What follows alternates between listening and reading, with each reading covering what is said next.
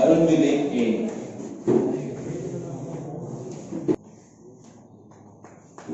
Abdul Hasib N. Muhammad Qasim O.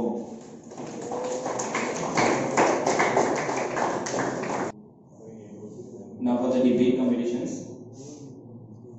Again, Momin Sharif.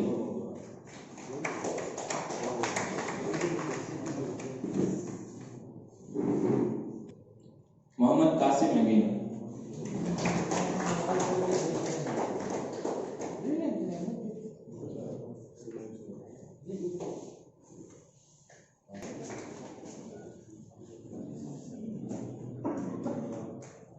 A. Suhail Habib.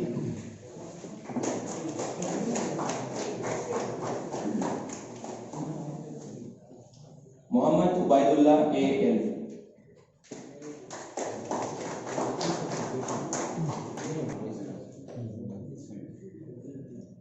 Aftab Ahmed A.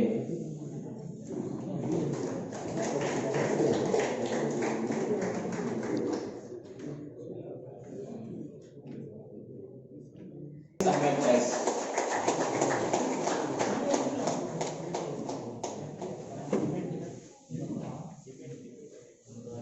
Siddiq Ishaq J. Abdullah S. Ahmed Suhailuddin. Megha Shah.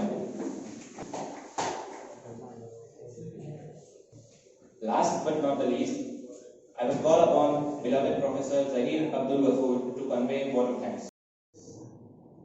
I do not know how to put it.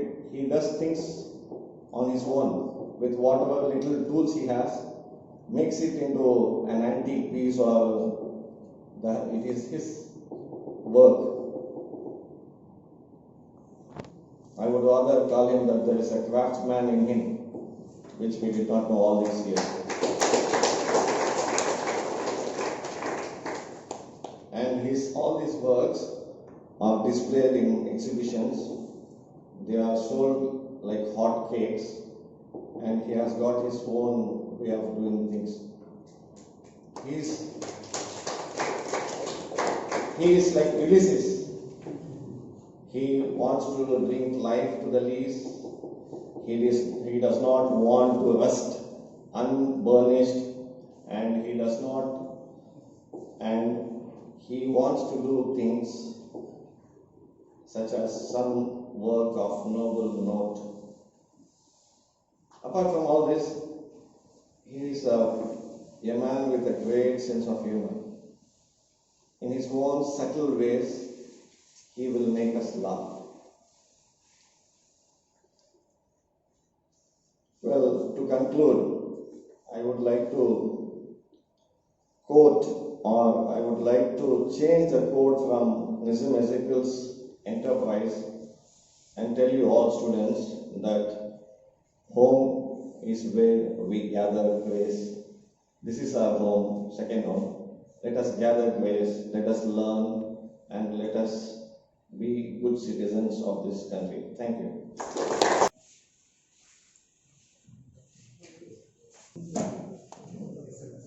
Request the Vice Principal Academics, Professor Sheikh Mohammed, to present a short to the Chief Minister.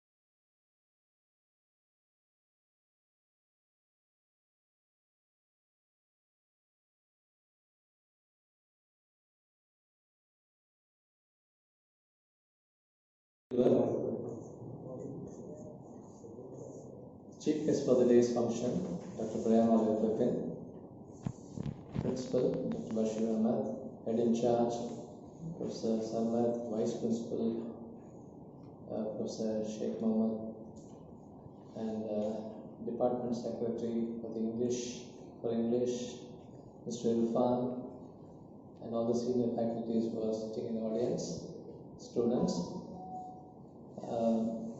My job is to give a little bit of a briefing about what Reading Club is about. But before that, let me break the protocol a little bit, something I hate to do. But there was a lot of breaking, so I can also join the list. Professor Pepin was also my teacher in the early 90s, in 91, 92. And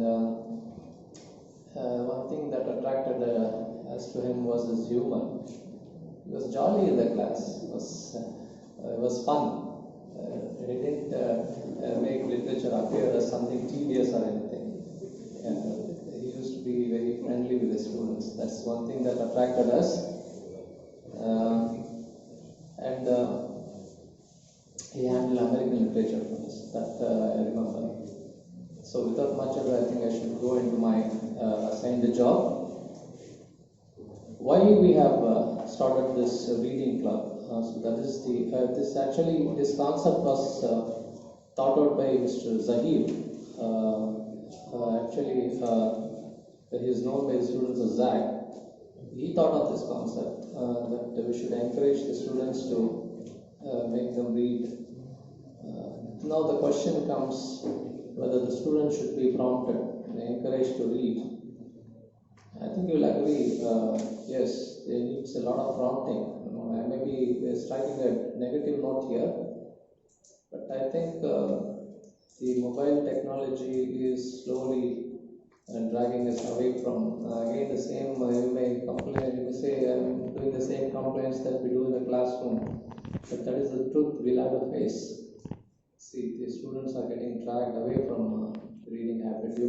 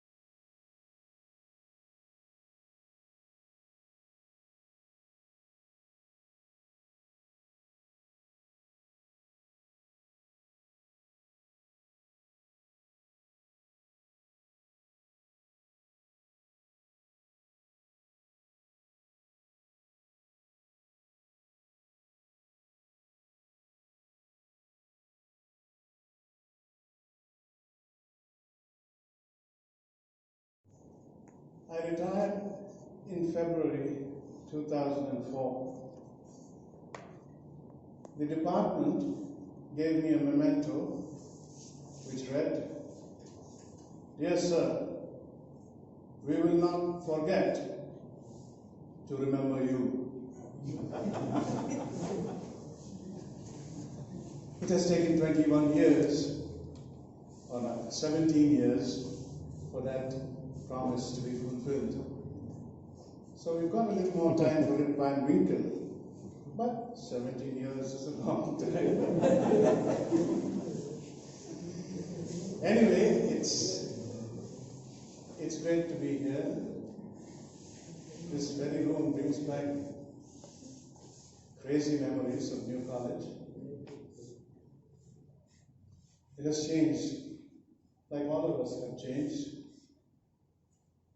When all of you were so much younger, including Sarmat and Dalvi. Wow. They may know what I'm talking about, but most of you won't. We have experienced very wonderful, tumultuous times here in New College. And I must must say I am very happy to be here because New College made me what I am, and it is my hope.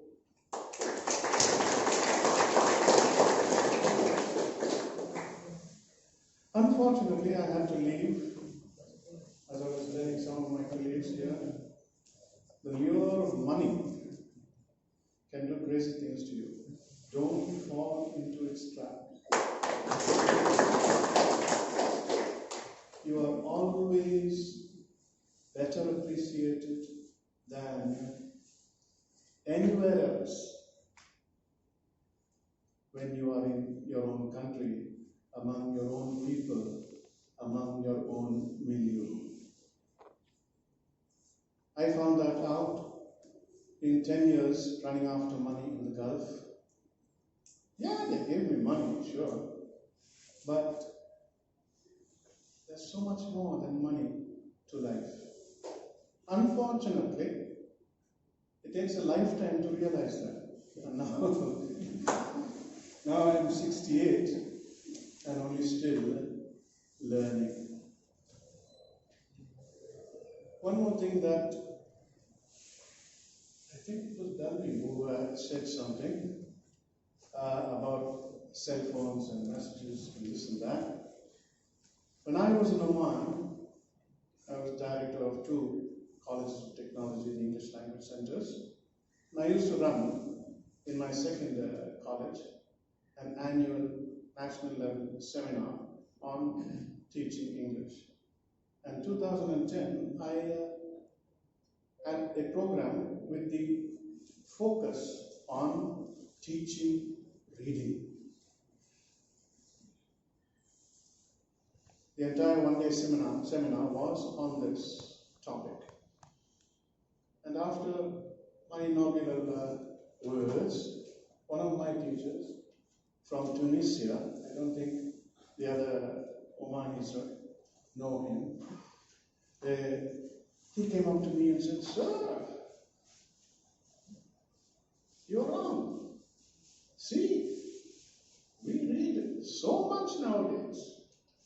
WhatsApp, Facebook, and all that kind of crap that they have on phones now." So, no, they don't have it. What could I say to him? I just wrote on the board,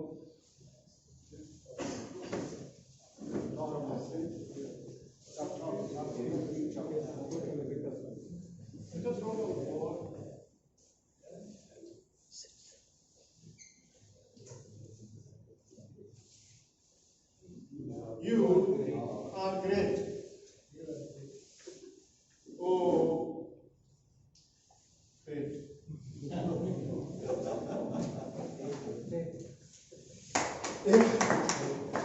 If that is going to be the fate of reading, then I think I would agree with W.B. Yeats and say, surely the second coming is at hand. If I myself, to be very honest, I have forgotten how to write because I only use a computer now.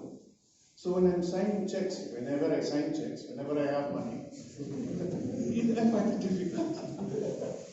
So if it can happen to me, it can happen to you.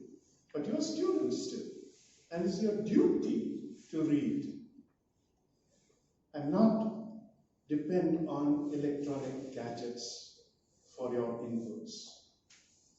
There is nothing more mystifying, there's nothing more satisfying than a good book. Anywhere, anytime, a good book can seduce you and get you inside itself so that you become an active participant in the workings of the book itself. That's what all the great writers have done. Shakespeare was an ordinary man, they say. Before he learnt his craft, he used to hold horses' heads outside the bars in London. That is horse sense, they now say. And he used it to great effect in 37, 38 plays. It depends on you and your open mind. Do not take anything from anybody else. You are the judge.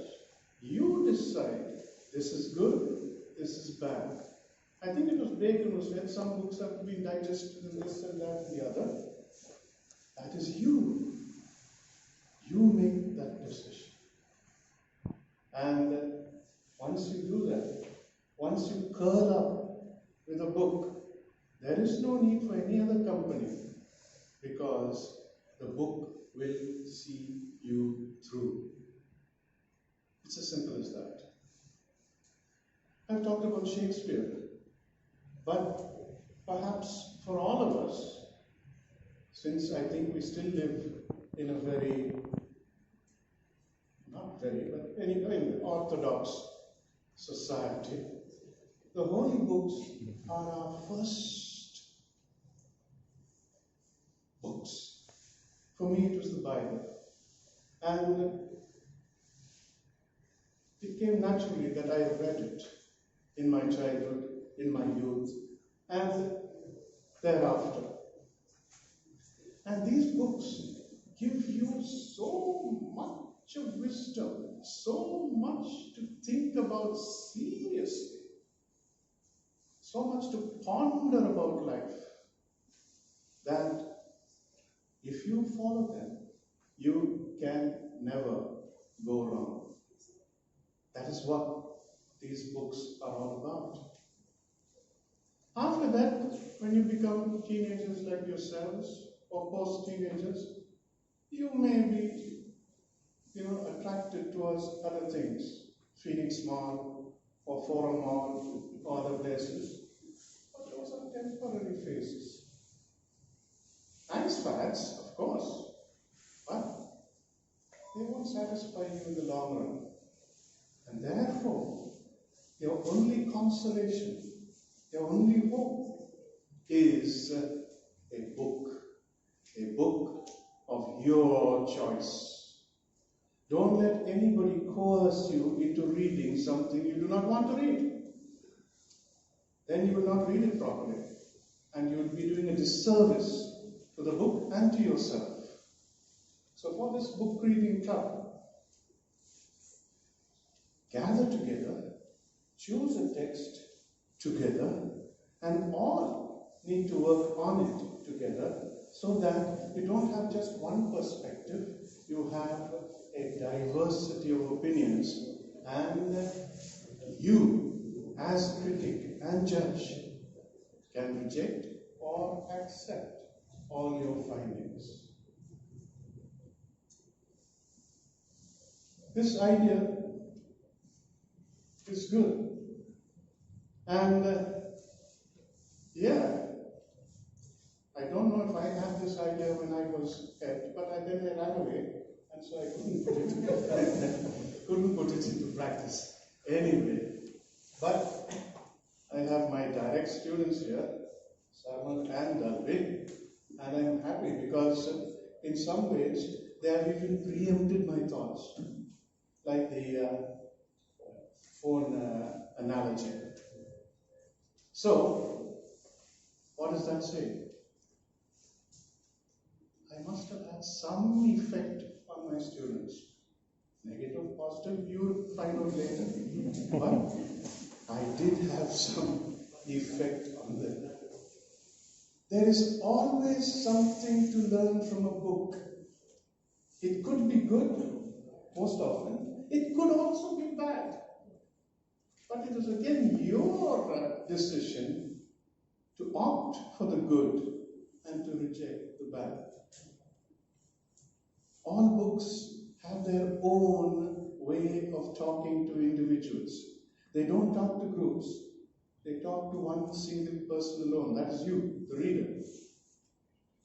And if you get into that one-to-one conversation with the writer, you will come to know secrets about yourself also. I mentioned Shakespeare. I liked the metaphysical poets, which I taught also at the MA level. I liked American literature, which was much more melodramatic than British literature of the Elizabethan age, at least as I thought. And yeah, the poets, of course, are in a different class.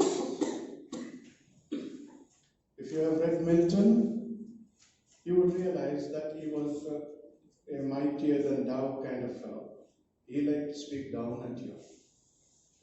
Very few people like that attitude. I think it was Wordsworth who said, or not somebody who said, oh, it must be a man speaking to men. Once you put a divide, it's lost. So, when you read, you have to discern whether he is lecturing you or actually trying to coerce you slowly to come to his side. The most influential books are those that you think you are not worried about. Somehow they will wriggle their way in, and you will begin to think more and more about how they did that. It's a very innocuous way of influencing a person, but it is the truth. I told you I had, or somebody told you that I had 4 books in publication. 3 of them were self-publications. One of them I contributed to an anthology of writers from Anglo-Indian backgrounds. Most of my work, in fact I could say 99% of my work, is about the community, my community, and its vagaries, its idiosyncrasies, its this and that. Because that is the only real thing I know. I am Anglo-Indian. I am proud to be an Anglo-Indian. I am happy that some of my colleagues were happy to associate with us as Anglo-Indians in our youth and later. And I know what I know about my community. And if I don't speak the truth, then who is going to? Today there is a very fashionable research subject going on in India and abroad. It's called Anglo-Indian Studies.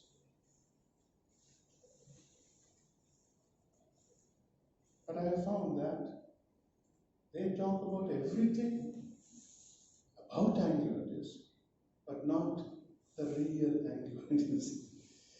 So what kind of research is that?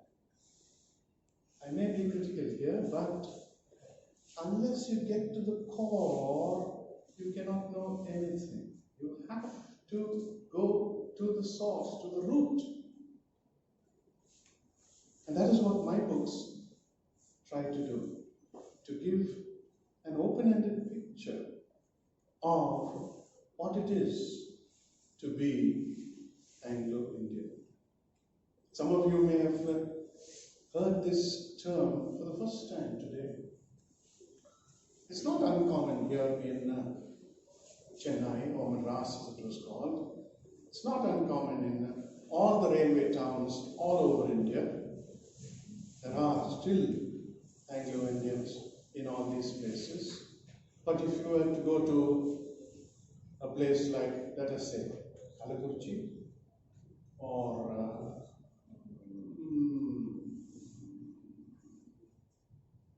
somewhere else, I'm not going to name names, they would never have heard of people like us. And they're astounded that we can speak English, and that some of us can really speak English. Though English is our mother tongue, some of us are pretty bad at too. But that's how the film world goes also. And you have seen films about us in the recent past also, which tend to simplify and denigrate and do things that no decent person would do. Anyway, I think I started my writing career, it's not reading, writing career in 1995 when I was away in Bahrain. I had nothing else to do, no way to vent my anger except write. And it came out pretty well, if I am saying so myself. You have to be your own judge sometimes. And from then on, with the encouragement of my research supervisor, Dr. Meenakshi Mukherjee of the University of Hyderabad, she told me, write what you know. That means write about myself, my people, my community, this and that. So I took her advice, and my PhD was on the character of the Anglo-Indian in recent English fiction. After I got my PhD in 2010, I published it, my PhD dissertation, as a book, and I changed the title to The Identity of the Anglo-Indian in recent English fiction.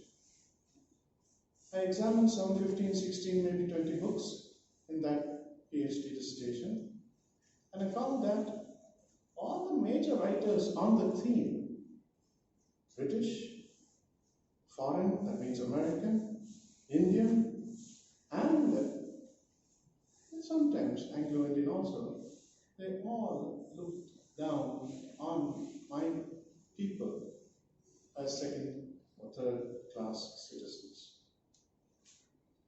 They had no right to do so, but no one questioned them too.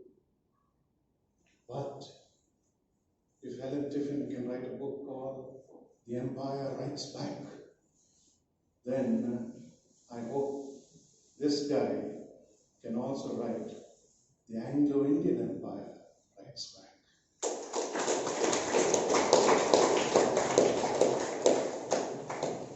Like Shakespeare's Shylock, I don't think you'll think it a very happy example, but Shylock makes that great statement. Doesn't the Jew have eyes, ears, this, that?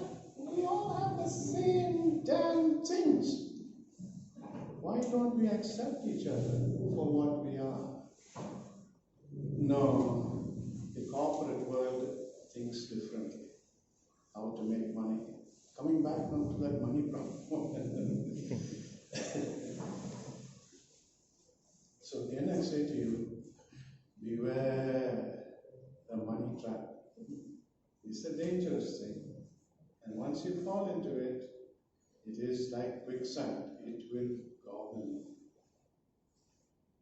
Anyway, that's how it was. Now coming to reading. Right from my youth, I didn't need any encouragement to read. I read whatever came to me, whatever I could get my hands on. Newspapers. I loved comic books. In those days, comics were very popular, including the very unique classics illustrated. So you didn't need to read the whole of Treasure Island. Instead, you looked at the pictures and you knew what the book was. So I used to read all kinds of everything that came to me. And that is what makes for a very, broader understanding of what is good, what is influential, and what can be potentially bad. You need to be panoramic in your reading habits. Don't think that anything is above or beyond you. Another writer said, the reader has to come up to the level of the book. The book cannot come down to the level of the reader. That is only speaking both ways. You can't have it both ways. You have to, yes, rise, and then sometimes you may go even beyond that.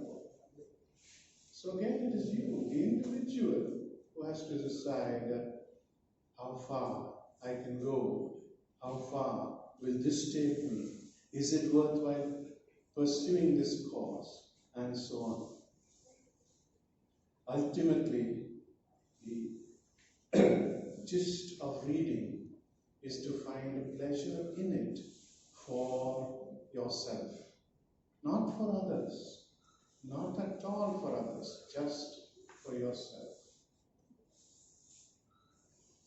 I had, I think, a library of about 10,000 books. When I left, or before I left, I donated some 1,500 to 2,000 books to the New College English Library, English Department Library. I hope they're being put to good use even now. And once you're done with the book, if it is your own, you could actually bring it to your library, the place where you learned how to walk, your first steps, the New College English Library, where you met with some of the greatest minds that the world has ever seen. I'm not saying that English is the only language that you can learn things from. As Dalby said, you could learn it in any language. All their languages have their wisdom. Wisdom goes beyond language. But because I am one of those unfortunate Indians who knows only one language, I can only speak for myself. Anyway, this is my message to you. When you meet again, if you deem it fit to invite me, I'm there to help you out in any way I can. Let me tell you, you've got a long way to go, but retirement is a pretty boring time, because as his friend Tennyson says, matched with an aged wife. And so on, I won't complete that. But I have diversified, and I have gone into my artwork. I turn scrap into art, or what they call it, and thereby give it a new lease of life, because nothing important, nothing worthy deserves to die. We are the upholders of tradition, the upholders of orthodoxy, the upholders of change, perhaps, for the good. But we have to keep things going. And if I had my way, I would make literature the most financially demanding subject in universities and colleges, because it is here that you learn values, whereas there you learn that a plus b the whole square is equal to 2ab, nothing more. Anybody could know that, but here we delve deeper. We are the champions. Thank you.